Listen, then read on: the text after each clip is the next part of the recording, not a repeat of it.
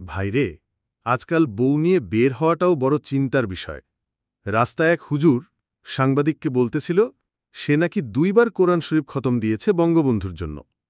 এটা শুনে পাশে থাকা স্ত্রী বলে উঠল, জীবনে কোরআন শরীফ পড়ে না, সে আবার 2টা খতম দিয়েছে।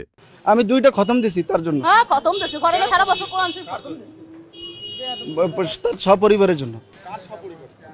বঙ্গবন্ধু এবং তার পরিবার, শেখ পরিবার যারা এই 15 আগস্ট যারা নিহত হয়েছে তাদের জন্য। এই ভিডিওটা পুরো নেট দুনিয়ায় ভাইরাল।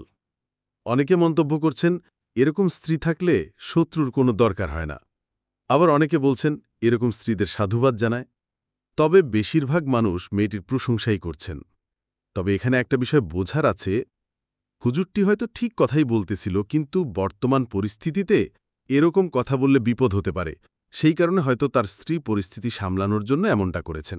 কারণ সে জানে এভাবে জনসামনে তাদের নিয়ে কথা বললে জনগণ ক্ষেপে গিয়ে তাদের উপর হামলা করতে পারে।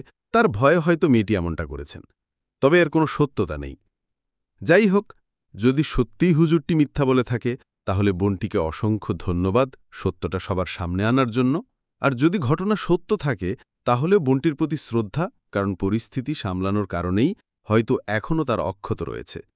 যাই হোক, সবাইকে অসংখ্য ধন্যবাদ ভিডিওটি দেখার জন্য, এবং এই বিষয়ে আপনার কি মতামত অবশ্যই কমেন্টে জানাবেন।